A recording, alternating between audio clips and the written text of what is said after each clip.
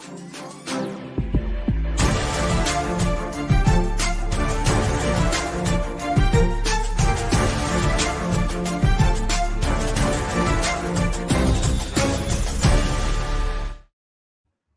everybody, welcome to the RotoWire Fantasy Football Podcast. We're starting this week. Well, Chris and I are starting this week. Mario and John have been doing yeoman's work all off season carrying it, but we're now doing 5 football podcasts a week. Liss and I are going to be every Monday doing this. It is the LA County edition of this. Chris, how you doing, my man? I'm doing well. I'm finally glad to be settled and able to deal. I've been going all over the place in Vegas, did that international trip, and I've been house surfing, but now we got this place for 10 days. All right. Very good. Looks good. You got some fancy artwork in the background. Yeah. I see, living your best life. I like it. Yeah. It's like a fancy loft in downtown LA. And yeah, there's some serious artwork here. Yeah, there is. So cool. Well, okay. This edition of the podcast, there's no news right now. So we're not going to be talking news here. We're going to be talking about what goes into the rankings, how the sausage is made, and what goes behind putting together as you start prepping for the season. So first thing I want to ask you is, okay, it is February or whenever you did the first set of rankings for best ball leagues and all that, right after the Super Bowl ends, even maybe before the Super Bowl ends. What's the first thing you do? Yeah, before the Super Bowl ends. Well, so what I do is I have her build a Google Doc with last year's stats and an empty fields for all of this year's stats. So I just see what everyone did last year. So I'm looking at last year's stats. Now, obviously, I'm also aware, well, this guy missed 4 games, or this guy, just is switching teams in the offseason or whatever, or he's going to lose he's going to have a different quarterback next year. So I make those adjustments, but I like to just see last year's numbers as a baseline. And a lot of people use 3-year weighted averages in baseball, but his football 3 years is that means that's like a 12-year weighted average in baseball. It's way too long. Right. I mean, 3 years ago, anything, think about who the running backs were at the top of the board 3 years ago. Todd Gurley. Oh, we got to use his weighted average. I guess we need the 2017 season priced into his weighted average. No, of course not. So he's not even employed anymore. That's what I mean. Yeah. So you would get these crazy projections. So I just use 1 year, and then I just sort of make, manual adjustments to that. Yeah. But before, and here's the thing, the interesting thing is, you have to make projections. Let's talk about that. Why we do projections. We kind of talked about it on the SiriusXM show today, and I thought it was a really good topic, and I thought you had a really good explanation for it. Our business is providing a set of rankings for people to draft well. Tell you, not even necessarily a set of rankings. It's our business is to tell you how to do well in your fantasy football leagues. Right. Our job is to help you win your league, give you tools to do it. And one of those tools, the most basic tool in draft season is a cheat sheet. And so we need to give you, a list that you can cross off. You can print out and cross it off at your draft. And that's just a fundamental thing that if you don't have time to do all your research, you need. And so, okay, and we used to do this actually. Let's just get a list of players. Here's the list, right? And so, okay, great. You got your list. But you're like, well, I'm in a PPR league. Sorry, I'm not in one of those half PPR. I'm in a half PPR, but I only have 2 receivers, not 3. Okay, well, this starts becoming a problem because now I got to make a list for you, a list for you. It's not the same list, right? Keenan Allen is way more valuable in a PPR league than he is in a non-PPR league. Players like DK Metcalf would be more valuable in a non-PPR relative to the other receivers. So now I need to make a separate list. Now someone gets hurt or news comes out that somebody's getting, more targets. Now I've got to change all the lists. I've got 10 different lists for every common league, and I've got to maintain 10 lists simultaneously. Well, that's untenable.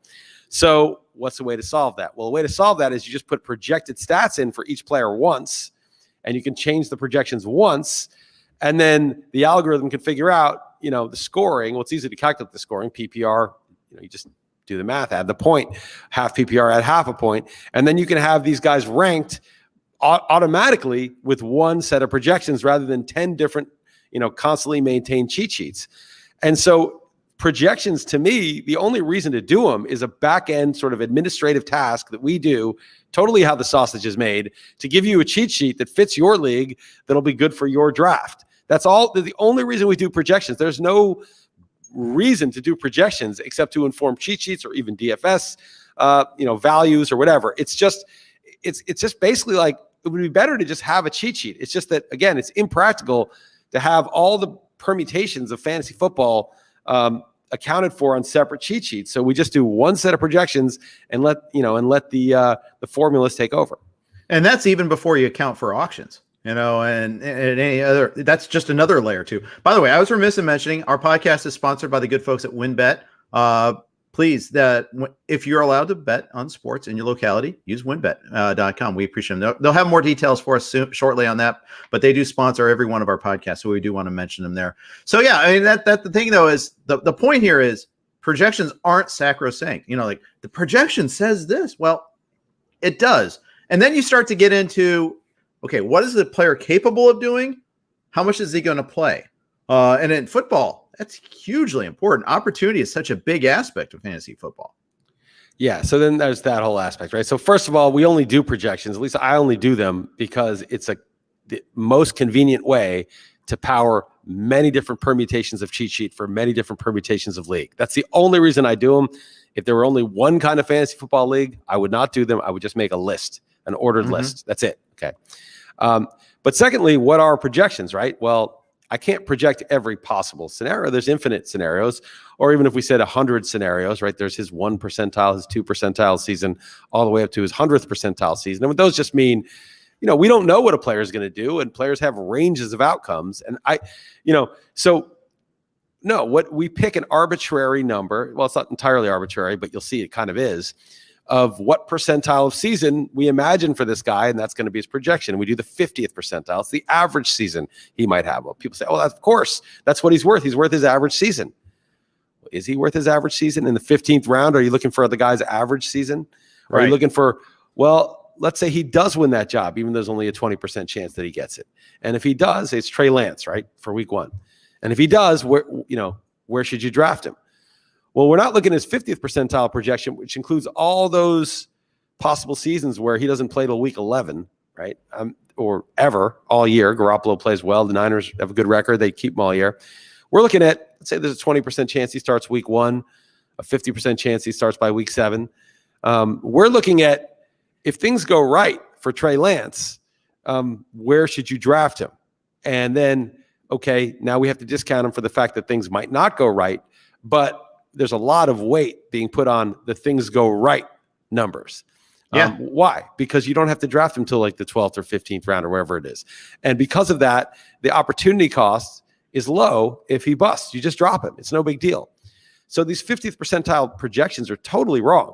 For guys in the 15th round, you want a 90th, an 85th percentile projection, whatever, make up the number.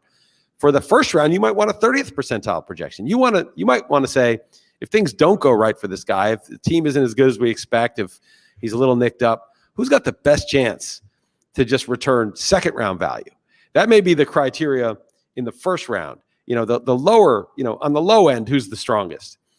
And as you go deeper into your draft, the low end disappears because the low end is drop, cut, and the high end is increasingly what matters. So you have people devoted to these 50th percentile projections that only apply to like round 3. Maybe that's the ideal number, round 3 or whatever. I think I'm looking at our draft from the Vegas League, and I got Justin Jefferson at 3.4. A 50th percentile projection does not get you Justin Jefferson. And that's the whole point. You're trying to find the guy that has the plausible upside, and that's the thing. No, Jefferson's 50th percentile goes in the second round, or no. Last year's 50th. Oh, last year's you never get him. Yeah, no way. Yeah, and just saying, but the whole point is we're trying to tell you to get him. It's more important that our projection tells you to get this guy than it was to be completely accurate, and that's what's like the kind of the misleading part about these projection contests. Yeah, totally. Right. If I'm, let's say I told you, I did not tell you to get Justin Jefferson. I even made the worst prediction. You to get Van Jefferson, yes. And I even made the worst prediction of all time, not just in fantasy, but in the history of humanity in any topic. And I talked about this on the Real Man Wood Pod. I said that Van Jefferson will outproduce Justin Jefferson. Now, it wasn't the bold prediction category, but it was very wrong. But yeah, I mean, if somebody had Jefferson as the 35th receiver, say, on their board last year, and he was like the 60th or 50 something on average, then if you went by that person's rankings, you would have got him in every single one of your leagues. Now, the question does arise, like, well, I have 35th, his ADP is 54. Where do I actually have to draft him? I don't need to draft him 35th. Maybe if I'm willing to go to the 40th receiver or whatever, and that's fine. But yeah, I try to fudge my projections so that I push up the guys who I think you should draft at the point where I think you should draft them. And I do that, and I know I would lose terribly some sort of projections contest because the stats guys, the very strict by the numbers 50th percentile projection stats guys, do a good job of setting an over-under. But again, over-unders, and this is why I hate this when someone says, oh, you like this, you have this guy ranked ahead of this guy, $50, let's do, who finishes higher. Right. And I might be like, no, I think your guy will finish higher. And I'm like, well, then why do you have your guy ahead of him? Because my guy has a chance to be a top 10 receiver, and your guy has no chance to be a top 10 receiver or top 20 or whatever the number may be. So the idea that, 50-50, that's not what fantasy football is about. In the 8th round, having a guy more likely to do better than the other 8th round pick isn't the win. The win is having the guy who's 10% likely to be a 2nd round pick. And if he does hit, then you've now got a huge leg up on winning your league. That's right. Before we go any further, I want to insert a quick note from our sponsors on Blue Wire. And that was a quick note. Yeah, if you're watching us live, you didn't have to listen to that one. Incredibly quick. Yes. Masterful job, Jeff. Thank you.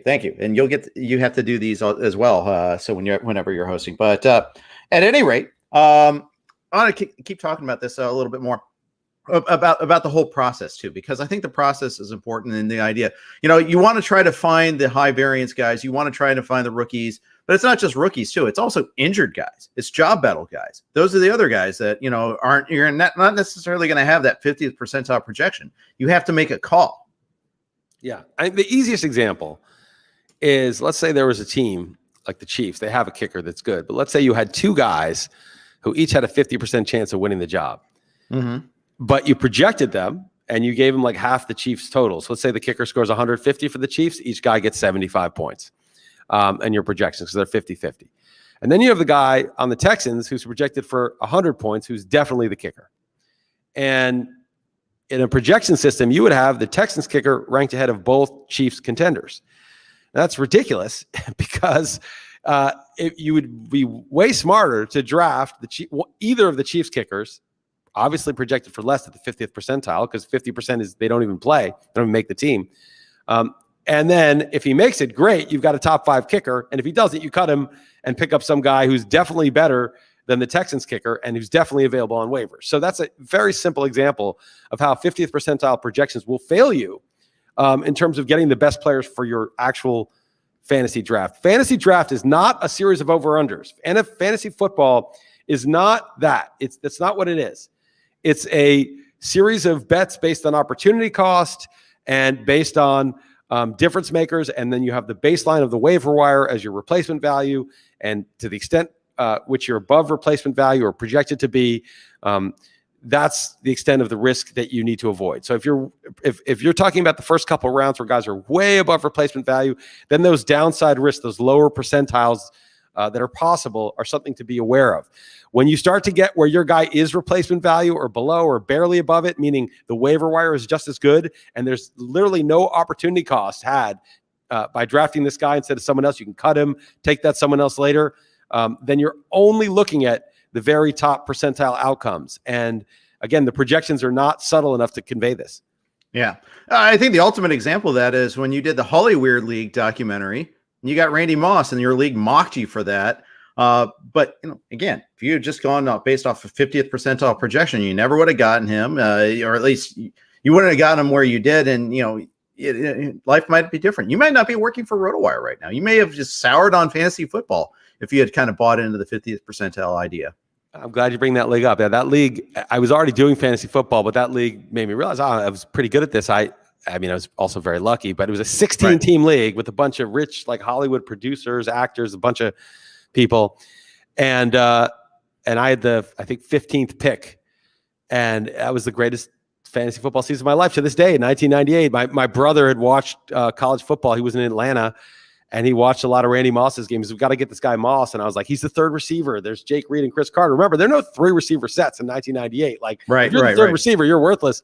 And they had a Pro Bowler, a Hall of Famer in Chris Carter, and like a Pro Bowl borderline guy in Jake Reed. And he said, just get him.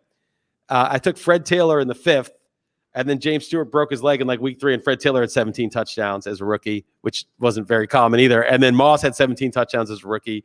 And those are my 5th and 6th round picks. And my first 2 picks were Jamal Anderson the year he had 17 touchdowns, and Marshall Faulk the year he went 1,000 and 1,000. I think he was last year on the Colts. And I had like Keyshawn Johnson had I had everything go my way. I won all the money. And for some reason I was like, oh, I should probably do this as my job. So good time. Life-changing. Glory days. You know, it's almost like I was prompting you to bring up the straight flush story with that story. I know, it's almost like the story. Oh, did you? Almost. Have I told this story? Have I told you this? Not on this medium this year, but that's all right. Did you tell your poker pro that you're interviewed on the baseball podcast about my royal flush, Jeff? I did not. I figure you could have interjected. You can. Yeah. You added. I told them on Twitter. Yeah, I did. I told them on Twitter. Yeah. So at any rate, you can go ahead and people ask Chris, did he ever get a royal flush before? It's a good story. Yes. At a poker table, not like, with 4 wild cards, deuces and jacks are wild. Yeah. You got a royal flush. In an actual casino. And you in a real live actual casino. And then it happened to have a high hand bonus, which is like very rare. We don't usually play with in places with a high hand bonus. Yeah. So you, was it a big pot that you got that? I forget that part. It was like $300. A guy pushed all in. A guy pushed all into my royal flush. Oh, that's beautiful. Now, if I was a real man, which I wasn't because I was just so excited at the time, I would have really looked over my cards a couple times. You would slow rolled them. Rolled them, like, oh, I don't know. And then been like, I guess I should. And then done it. I think he probably would have laughed because if I didn't slow roll it for too long, I think he would have laughed because it's just such a rare situation. Yeah. So the Randy Moss lesson, applying that to this year, would you apply it to Kyle Pitts, known as the generational prospect at tight end? Well, the thing about Moss is that he was drafted behind Kevin Dyson because he smoked weed. He's a horrible person. He smoked weed. Yeah. And of course he had to slip behind Kevin Dyson.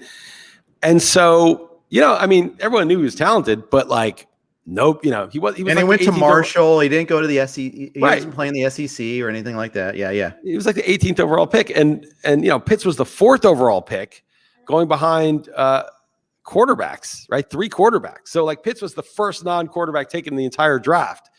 Mm-hmm. So as a result, he's like the 4th round pick in the NFFC. I took him in the 6th because he slipped one draft. But yeah, I think there is like, a scenario where Pitts scores like 17 touchdowns. Yeah. It's not the likely scenario, but it's plausible to me.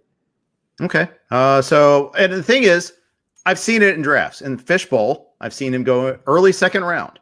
Now, granted, it's tight end boosted scoring, but he's going ahead, in some cases, ahead of George Kittle, which is eye-opening to me. It's pretty, but if he really is that special of a tight end prospect, maybe that the lesson is go aggressively there.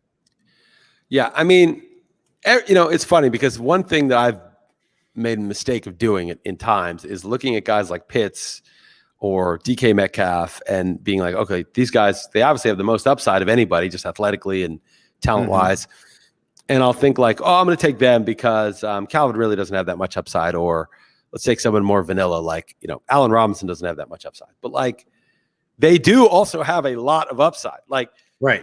Like Allen Robinson could get 14 touchdowns and 1,800 yards on like 180 targets and have 130 catches. It's not like he doesn't have upside. So I think we have to be careful of overvaluing the unknown or the athletic freak and taking guys who are very good athletes who are very solid roles and not thinking, well, yeah, I'd project Allen Robinson for 100 catches and 1,300 yards and 9 touchdowns or something. But like, there's no reason he couldn't be that guy either. And, it's like, I remember in baseball, Rick Porcello has no upside. He wins the Cy Young. R.A. Dickey has no upside. He wins the Cy Young. Yeah. That's unlikely. And I think it's much more plausible that Allen Robinson would be the wide receiver 1 than those things that happen. But I think sometimes we narrow people's range of outcomes at our peril. We overly narrow guys that we've seen play for a few years and think, okay, there's no possible way things could all break his way. But of course they could. Yeah, of course. And so that it's an interesting takeaway to see talk about that. I want to talk about we'll go by position, some of the aspects of projections in a second. But first, a note from one of our sponsors. The Sports Gambling Podcast Network is your home for the most entertaining sports gambling content. Sean Green and Ryan Kramer host the flagship sports gambling podcast, getting you ready to make money on the NFL where they've picked every game against the spread since 2011. SGPN also has you covered with the college football experience. The college football experience has a preview episode dedicated to every one of the 130 college football teams. SGPN also covers fantasy football, MLB, golf, MMA, NHL, NBA, and more. If you can bet on it, they cover it. If the free picks and podcasts weren't enough, they're also giving out a free shot to win $100,000 during NFL Week 1. That's right, a free roll for a chance to win $100,000 exclusively on their new SGPN app. Download the SGPN app in the App Store or Google Play Store for tons of free picks, free podcasts, and free prizes. Remember, SGPN doesn't sell picks, they make them. This is the RotoWire Fantasy Football Podcast. I'm Jeff Erickson here with Chris Liss. Chris, let's talk a little bit about like going down. You're ranking your quarterbacks for fantasy purposes. We're in an era now where more and more mobile quarterbacks are more common. Has it become easier or harder for you to kind of go down ranking the quarterbacks and projecting the quarterbacks? Quarterbacks are pretty easy to rank because they don't catch passes. So that's like a huge variable that you don't have to worry about. And it's pretty clear who the runners are and who the runners aren't. With running backs, I'm out on Damian Harris because he doesn't catch any passes. But what if they throw to him? There was rumors last year that Derrick Henry would catch more passes. Didn't really happen. But you never really Chris know. Carson did get some passes. So that's the turnabout is like, he's like this no upside as a receiver, but he had 4 touchdown receptions last year. Yeah. I mean, the TD receptions are sometimes a little fluky with running backs, but point is that with running backs, there's always this question, will he or won't he? And I guess with guys like, Mahomes or Rodgers or something, you wonder if they're still going to run. Mahomes obviously younger, but maybe they want to keep him intact. I don't think he'll stop running because it's just part of his game. But the point is, I think it's pretty clear with quarterbacks who runs and who doesn't and how much to a large extent. And so I think they're kind of easy to rank because, there's not this sort of like coach dependent variable, like how many routes the running back's going to run or how many times they're going to dump off to him. So I find them the easiest position to rank of all. And you just have to, add up the math and figure out, it's really opportunity, efficiency in the passing game with opportunity and then rushing. Yeah, there's still some variance though. I mean, Lamar Jackson was like prohibitively as him or Mahomes last year. Now he's 6th. That wasn't because of his running. That was because of his passing. No. But I'm saying that there's still variance in the passing. There's variance in performance there. I don't know. It's just, and the other thing we talked about too is, there was a big value add for quarterbacks last couple of years that made more sense to rank the quarterbacks higher as an overall too, not just among quarterbacks, but higher in the picture. Like, it makes more sense to reach on that earlier quarterback than it may have been in previous years. Yeah, I think that's true. And we talked about this on XM, but like it used to be like, well, why would I waste a 4th round pick on a quarterback when I can just get, Phillip Rivers to get me 230 yards and 2 touchdowns every week? That's fine. So you're getting 300 yards and 3 touchdowns and 30 rushing yards, but I'm getting, 80% of what you're getting and you're using a premium pick. I'd rather have a running back or a wide receiver there. But then all of a sudden, Derek Carr, Rivers, or whoever is getting 220 and 2. And the guy with Kyler Murray was getting like 202 plus 100 rushing yards and 2 rushing touchdowns. Or, Mahomes is going for 380 and 4 with a rushing touchdown and 40 rushing yards, or Josh Allen, whatever. I mean, they were going for so much more than the, Phillip Rivers, Derek Carr types. And then as a result, you were down, 20 points just at the quarterback spot. And it was just as though you were missing a running back on your lineup or your running back got hurt in the first quarter. And so then I think people have wised up and said, there's really like there's more than 2 tiers of quarterbacks, but there's 2 sort of, there's like a haves and have nots when it comes to quarterbacks. The haves are guys who are in prolific offenses, throw a ton and, or can run. And there's the other guys who are just in ordinary offenses and they don't run. And that is just, there's just a cavernous gap between the 2, and you don't want to be on the wrong side of that. Yeah, that's true. That is absolutely true. Offensive coordinator changes. That's a big deal, especially when it comes to a quarterback. What system that they're playing in, who he has to work with, who's coaching it. All this matters a lot. Yeah, it does matter. It matters for distribution of the targets, and it matters for, 3 things, right? It's how many attempts do you get? For passing, is it a run, pass, pace, I guess you start with the pace. Then once you have the number of plays, you talk about the number of run versus pass. And then once you have, run versus pass, you divide, the among the people who are projected to get those targets. And the coordinators and the coaches determine that, right? So right. You may have a running back that's very good, and then there's scheme and stuff like that also. But you might have a running back that's good and efficient, but they're passing more, or vice versa. You may have a quarterback like Russell Wilson who's really good, but they're running more. And, it's even if he's averaging 8 yards per passing attempt, which is very good, if he's only getting 515 attempts instead of 550, that's just going to take away from the bottom line. Now, some of this is game dependent, obviously, but yeah, of course, the coordinators matter a ton for that stuff. Well, and I'll give you an example too, like Russell Wilson this year.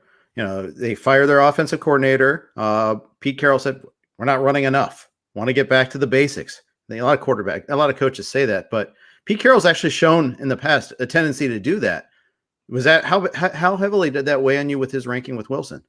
I just kind of looked at the last couple of years and just averaged it out. I didn't really and obviously 17 games, so everyone got a little bit more, but I didn't really take it that seriously. I think game flow matters a ton. And a lot of times Russell Wilson gets all his points in the fourth quarter. They run it for 3 quarters. They're behind, and then he has to do all these heroics, and he gets, a bunch of deep passes to Lockett and Metcalf, and he's got his points at the end of the day. You're like, wow, I was going against Russell Wilson. I thought I was set, and he killed me in the fourth quarter. It happens all the time, and people reasonably ask, why aren't they doing that in the first quarter?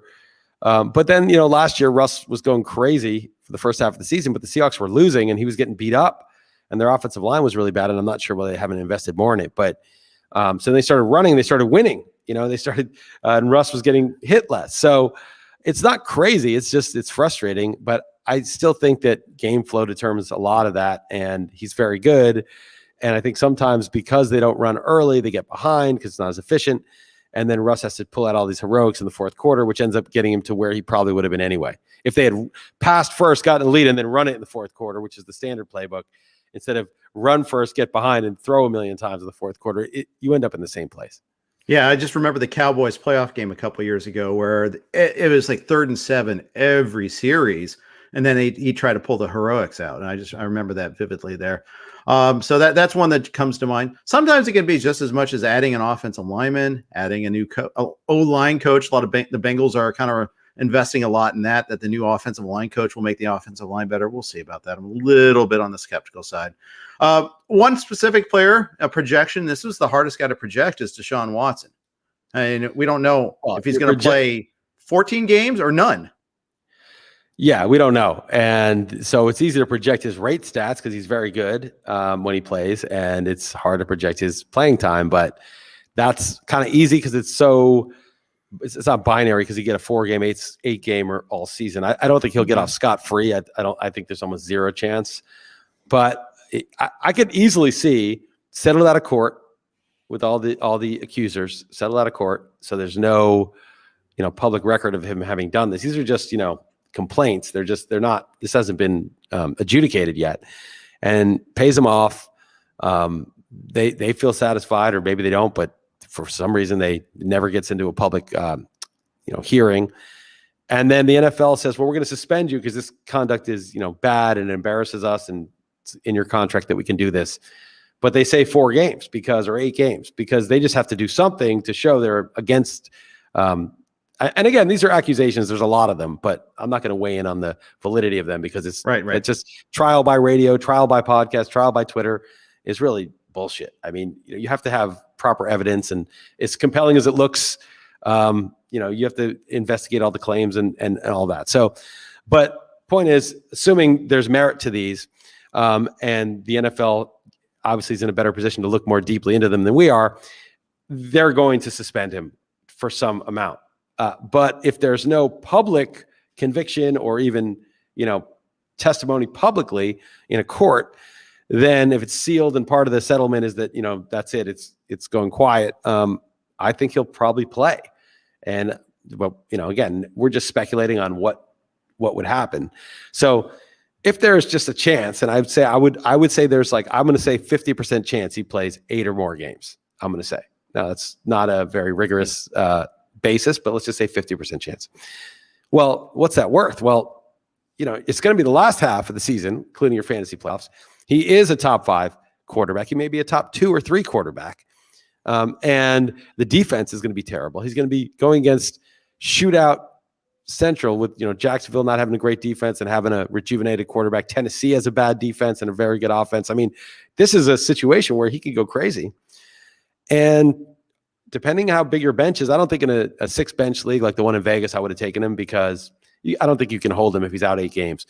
But in the NFFC, where you have a 10-man bench, just take him in the 15th round, and he'll probably move up to the 14th or something. And then take him, and you'll get news. You'll know if he's suspended for the year, or banned for life, or whatever, and it comes out that everything was exactly as it was, and it's public record, then okay, just drop him. Big deal.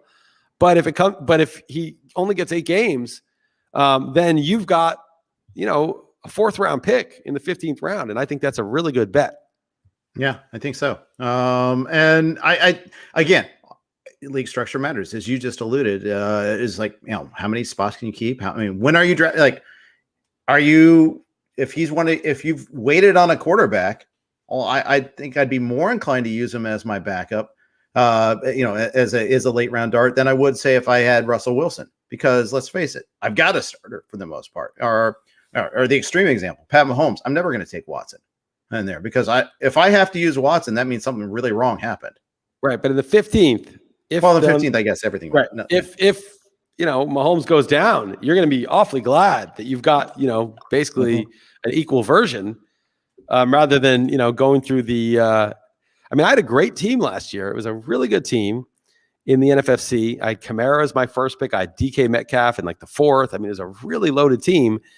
And I had Dak in the 5th. So the first 5 weeks, I was like in the top, 20 or whatever overall. Dak gets hurt. Oh, good thing I have Burrow. I backed him up with Burrow. Well, then Burrow got hurt in week 9.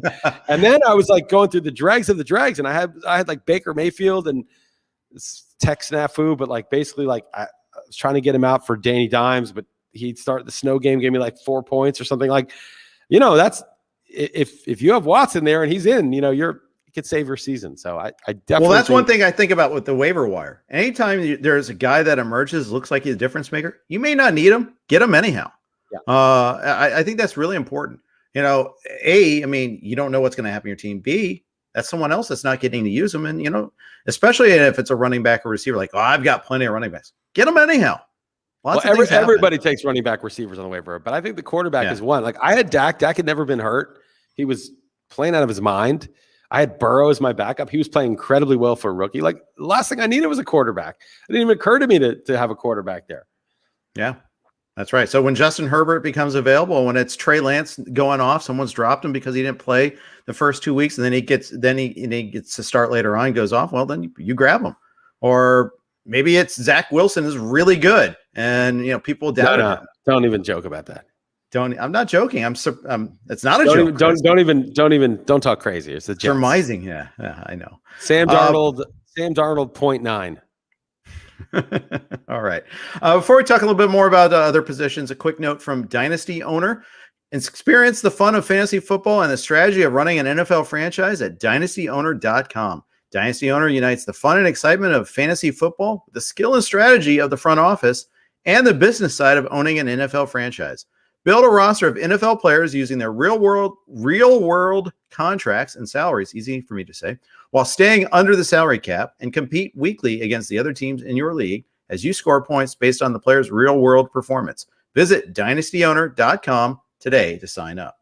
Listen to the RotoWire Fantasy Football Podcast, sponsored by WynnBET Sports. Jeff Erickson here with Chris Liss. So we're talking about quarterbacks, and by the way, Alan Seslowsky chimes in. Zach Wilson, GOAT. Could happen. Probably I forgot that Seslowsky was a Jets fan. I was talking to him in Vegas, and he was like, I was like, you're a Jets fan? Like, he kept that quiet. Understandably, he kept it quiet. Sure. Andrew Laird is a Jets fan. It's just, your parents. There's dozens of them. You should be able to sue your parents if you're a Jets fan. Yeah, I'm amazed you haven't brought up like Curb Your Enthusiasm here already. That's right. Yeah, I haven't. Right. That's one box I haven't checked yet on the bingo board. But okay, putting together the running back rankings. It's such an opportunity-based position. Who gets the goal line carries? Who gets the catches? Who are the bell cow backs? Yeah. So sorry, say that again. I was just I'm just saying, no, that's all right. It's all right. I was just saying it's such an opportunity-based position. I mean, how do you go about it? I mean, it's so much based on like how many touches you get, who gets the goal line carries, who gets receptions. I mean, what to use? How do you separate these guys sometimes? I mean, running back is mostly who can do the most with the least risk, right? I mean, like it's just a combination of all of that, right? Like McCaffrey, I think there's some risk because he's undersized for what he does and he's coming off a lot of injuries, but he had 142 targets in 2019 as a running back. I mean, that's like, you hope your receiver gets 142 targets, and he had 276 carries. So I think he'll get like 220 carries, but he's going to get 125, 130 targets. And it's just the volume is so big. And he's healthy now. And then you have like Dalvin Cook, who gets hurt every year, but he had 314 carries in 14 games. That makes me a little nervous, but he gets so many carries, 314 carries in 14 games. That's Derrick Henry level. Yeah. And he catches a ton of passes, which Derrick Henry does not. Okay. And then you go down, Zeke Elliott is guaranteed 275, 80 carries if he's healthy, and he's healthy now, and he really hasn't been hurt a lot, and probably 50 to 60 catches. I mean, it's just volume. You hope that the efficiency is there, not so much because you need 1,800 yards instead of 1,600, but more because efficiency means continued volume. I think the efficiency is there to say, oh, no, they're never going away from this guy. If Zeke were to have a 3.9 yards per carry last year, you'd be worried that he'd lose. Actually, only had like 4.0 actually. But you could be worried, if a guy wasn't good, that if he struggled a little bit, that he'd lose the role. Obviously, contract matters. Zeke's got a big contract, and Zeke's a good player. I think we know that, although everybody does fade eventually. And so you're just looking out for risk and looking for opportunity and looking out for risk. And I think efficiency is the least important, but it is important as a subset of opportunity. I think good, efficient players get more touches. Yeah, I think that's right. So one of the big debating points this year is how many touches is Jonathan Taylor going to get? He's a very efficient back, more efficient than Nyheim Hines. Yeah, although Hines is such a good route runner. But there's a lot of talk. Well, Marlon Mack is back, but your ranking doesn't show that fear of that. Well, I think there is downside there. I think there's downside for a lot of these backs. Barkley obviously is iffy for the start of the season. Henry doesn't catch passes. He's had a ton of workload the last couple of years. Running backs, tend to accumulate mileage, fall off. I think Henry's pretty safe. Chubb doesn't catch passes. He's got a guy who also gets some goal line carries that takes away from him. Everybody's got their thing. Eckler is, in my mind, not guaranteed at all to get a lot of carries or goal line carries. Everybody's got an issue. And so we're dealing now, once you get past Kamara and Elliott, the top four, right, and you're at 5, I think everybody's got some warts. But the reason I like Taylor is, yes, Nyheim Hines could be there on third down. Yes, Mack could split some carries, maybe steal some goal line here and there. But that's the downside. The upside is you're talking about a guy who, by all accounts that I had heard, was like Adrian Peterson level talent coming out of college, and can also catch passes. It probably would get some early down looks, like the way Melvin Gordon did when Eckler was there. Melvin Gordon still catch 50, even if Eckler caught 80 or 90. So I kind of think that Taylor can do everything, got a ton of work, and was one of the top running backs in fantasy in the second half of the year with these guys there. And Mack wasn't there, but it's Jordan Wilkins. I don't see a big difference. Hines was there. Wilkins was there. Taylor was still the dominant back in the second half for them. Why would that change? And then third, let's look at the signal and the noise, right? The signal is dominant prospect back coming out of, college that everybody knows is like this physical freak. And then has the year he's supposed to in the second half, at least, showed that he is that guy. And now he's in year 2 behind a great offensive line. It's like the signal is year 2 stud back behind great offensive line. Everybody splits some carries. Maybe he splits a little bit more than most. The signal is get this guy. The noise is, well, this could go wrong. That could go wrong. To me, the bigger thing is this is a stud in his second year where he gets the offense, the pass blocking, everything he needs to know. There are players whose names in the backfield. There's players in every backfield. There's other players. The names of Hines and Mack. I don't know if knowing their names is a real impediment to Taylor. Now, I do think that Hines will be in there on third down, but Nick Chubb, Jonathan Taylor, Derrick Henry. Derrick Henry plays on third down. They just don't throw it to him. But I think those guys are all this next tier after the top 4. So what are you looking for when you get out of the obvious top tier running backs? Let's say out of the first round, out of the second round, you're looking for your running back 2. Maybe you're even waiting. Maybe you're not. Maybe you've gone with one running back and then a receiver the first 2 rounds. What type of running back are you trying to try to get for yourself and encourage others to get? There's 3 types of running backs that exist there. There's running backs that have opportunities, but not special skills, or at least as far as we can tell. There's running backs who have some opportunity and some special skill. And there's running backs that the opportunity is uncertain, but the situation and skill is such that the upside is really high. So I'll give you an example of each kind of back. Okay. So the back of opportunity, but no skill is like, or not no skill, but like, Myles Gaskin, Mike Davis. Myles Gaskin actually can catch passes, but I mean, they're not, no one's drafting them because they think they're the next Jonathan Taylor or even Adrian Peterson or something. They're just like, this guy has a job. Okay, now the risk with that is they may only be very narrow separation between them and the guy who they beat out, and a sluggish start could just, or even a minor injury, the other guy does better, and that's it, right? Mike Davis, Myles Gaskin. You're not surprised if Salvin Ahmed takes over for Gaskin in week 2 or whoever for Mike Davis.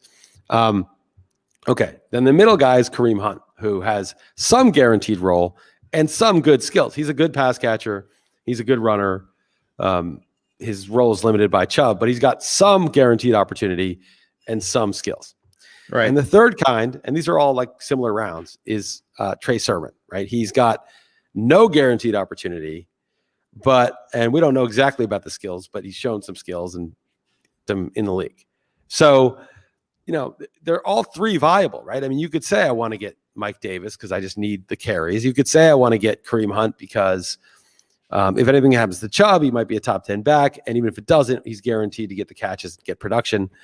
And then there's Trey Sermon, which is like, yeah, if Mostert gets hurt or if he just beats out Mostert and can't win me my league. So I usually take the Sermon guy over, and then the next I would take the Gaskin guy, and the third would be the Hunt guy. But I could see a case for all 3, and I think those are the 3 kinds of backs you're going to encounter in that range. Right. And does it matter if it's your RB2 versus your RB3? It might matter, but which type you would take? Yeah, yes, I mean, I think, but I'm not drafting like that, so I'm not going to lie. I will take Sermon over those guys regardless. I'm not just going to take Kareem Hunt because I know he'll get me some points. I'll just wing it. I'll get Nyheim Hines later. I'll get somebody later that can get me some points for a little cheaper. The reason I ask is the point is, like, say if you wait on your second running back, you need to start somebody there. Yeah. In week 1 it might be dicey. Especially we're drafting here in July and August.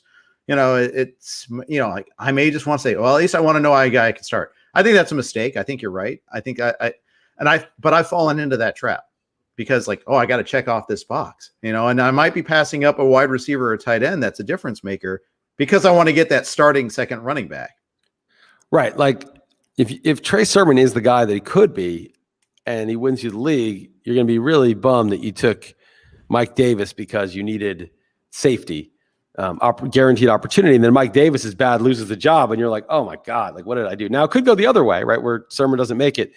But, are you swinging for a single? Are you swinging for a home run? I mean, and it's nothing wrong with swinging for a single, right? I mean, a single, if Davis just gets 230 carries and 40 catches, that may win you 2 games that you wouldn't have won if you had to scramble on the waiver wire for support. But my style is to take the Sermon usually, and even if I only have 1 back, that's how I would do it. I'm not going to say that's definitely right though.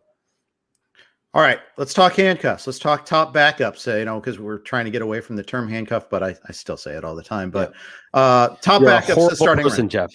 Again, so the top backups are your starting running backs. Some people really believe in them. Some people vehemently are against them. And obviously format matters. If you're in a best ball league, are you more or less inclined to get it? Are you in a free agent league? Are you more or less inclined to get it? What's your thought on this?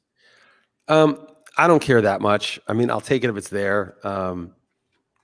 It's really nice when the backup to your guy that you're taking is the guy you would take even if you didn't have the guy that was ahead of him, right? Like, let's say it's like round 12, and I'm like, I don't love Tony Pollard, but still the best choice here, regardless of whether I had Zeke. Doesn't matter. I'm taking him. That's great. But I'm not the guy that's going to reach 2 rounds to get Pollard just because I have Zeke. I'm not going to do it. And I'll take someone else's backup. So maybe Zeke stays healthy and the other guy and Dalvin Cook gets hurt and I have Madison. So now I've got 2 starting running backs. Or maybe it goes the other way and Zeke gets hurt and Cook stays healthy and I have 0 starting running backs. Right. But I'm willing to take that chance for the upside. And also, I just don't really I don't think you need to really be playing defense that much in these things. I mean, look, there's 12 teams in your league or 14 and 1 team wins and 13 are disappointed. I just think like there's so many ways your season can go wrong. Using a roster spot on a guy that you're hoping never plays, to me is not a great strategy unless, again, that's the guy you would take even if you didn't have the starter. So I think here's one instance where I think it makes more sense is the Scott Fishbowl. 11-man benches, 11 starters. It's going to be really hard to find a good running back on the waiver wire. There is a waiver wire. It exists, but it's going to, it's pretty well picked over, and especially for obvious backups. So in that league, I did get Dalvin Cook. I made a point of getting Madison. I thought it made sense there, especially because I think there's a clear and obvious backup for him too. Yeah, I'm not big on Madison in part because I think he's substantially worse than Dalvin Cook. Like, so fair. My rules for handcuffing used to be, I think I wrote about this, that, it would have to be that the guy's, the obvious backup, 1, but 2, he's got to be like 90% as good as the starter because if he were to get the job, because if he's just like, whatever, now you've wasted the spot all year and then it's still catastrophic. It's like I had Mike Davis last year. I didn't have Christian McCaffrey, but I picked up Mike Davis because I had Saquon. And Mike Davis was great for like 4 or 5 weeks, and it was like basically covered for Saquon, and then my team tanked when Mike Davis tanked. Right. But if you have McCaffrey and you backed him up with Davis, you were probably okay for like 4 or 5 weeks, but you were not okay. That was a good scenario where you had the exact right guy and he was getting all the work. I think the fact that he wasn't nearly as good as McCaffrey showed, because who is right? And right. There's no point. I mean, there's a point, I guess, in getting Chuba Hubbard or something, but like. And I just would I think it's way better, especially in the top of the draft, to just get somebody else's backup. And then if McCaffrey gets hurt, I've got Chuba Hubbard that I can use with my other guys. But if I took McCaffrey at 1-1 and I've got Chuba Hubbard now in there, that's going to be a bad 1-1 pick, even if he's completely the guy, even if he turns out to be the guy. Right. I've used your philosophy before to get other people's backups. I do like that. I think there are times and places. I think, for instance, the best ball league, I don't think I'd want to have top backups. Because assuming it's like, say it's like a BB10 and you maybe have 20 draft spots total. I mean, that's again, do you really want to spend, you would rather have, because that means you're going to have, fewer running backs from different teams. So you're trying to have best ball. You're not trying to, so there's going to be weeks when they don't do anything. Bye weeks. You're going to have a big fat 0 for both those slots during a bye week, during that bye week. I think it's just less chances. Maybe it's just 1 week, whatever, and you punt it. Maybe that's the idea of that. But I think I'm less inclined in best ball league. I mean, other people might disagree. I'd love to hear from people on that, what their philosophy is. But I think that's where I'd also be less inclined. Now, if it's a best ball and you have 25-man rosters or, I think the NFFC has a draft champions format. That might be one. That's a little different. That's not a best ball, but it's still a no pickup league. That's something where I might be more inclined to go ahead and get the backup there. The only time that it's attractive to me to go out and like pay for it is if you have like a Mostert Sermon situation where you can get, I don't even overpay for it, but where you get both likely guys. Although I did that in baseball and I got both Emilio Pagan and Drew Pomerantz. Yes. So I had a team like that too. It doesn't always work out, but you get the 2 guys, and assuming they're the likely candidates, and then it's not really a backup. You're just sort of like hoping one of them wins out completely, and then you've got it. And you could even drop the other guy, even if he is the clear backup, because if or keep him. But that to me makes sense. Hunt and Chubb is a good one, but that'll cost you a 1st and a 6th. So it's really expensive to do Hunt and Chubb. But that's a good one because I think Hunt would be 90% as valuable if Chubb, or as valuable if Chubb were to get hurt. and they're both usable on certain weeks. So that makes sense. But again, you're not using a 12th round pick to get him. You're using a 6th round pick. So the opportunity cost is really huge. So I usually wouldn't do that either. Yeah. Okay. We're going to do pass catchers next week. I think that's almost worthy of a full podcast there. And maybe there'll be some breaking news there as well, because it's more than just 5 or 10 minutes. So we're going to kind of cut it off at this point here. I want to thank WynnBET for sponsoring us. Please use WynnBET.com if you want to gamble on sports in your locality, and you're allowed to do so. We will be back next week. I want to give you the schedule for the rest of the week, because we are now up to 5 podcasts per week for football. Every Monday, it's going to be Liss and I. Occasionally, maybe Sunday night, but mostly it's going to be Monday, I think. Tuesdays, going to be Joe Bartle and Jake Latarski. During the season, it'll be waiver wire. Obviously, right now, it's not waiver wire. But anyways, it's Joe and Jake every Tuesday. Wednesdays, it's me and an industry guest. This week, it's going to be Chris Harris of Harris Football. Love talking football with him. He's going to join me on Wednesday morning. Thursday, as always, it's going to be John and Mario. And then Friday, it's our DFS podcast. Andrew Laird, Scott Genstad. Scott will be joining closer to the start of the regular season. I think we'll do some evergreen stuff early on as it comes to DFS, because obviously DFS preseason, who cares? At least that's the way I view it as. But that's going to be our schedule. So thanks for tuning in today. Hopefully you subscribe, rate, and view the podcast. We really appreciate you tuning in today. Thanks a lot for listening. Have a great day.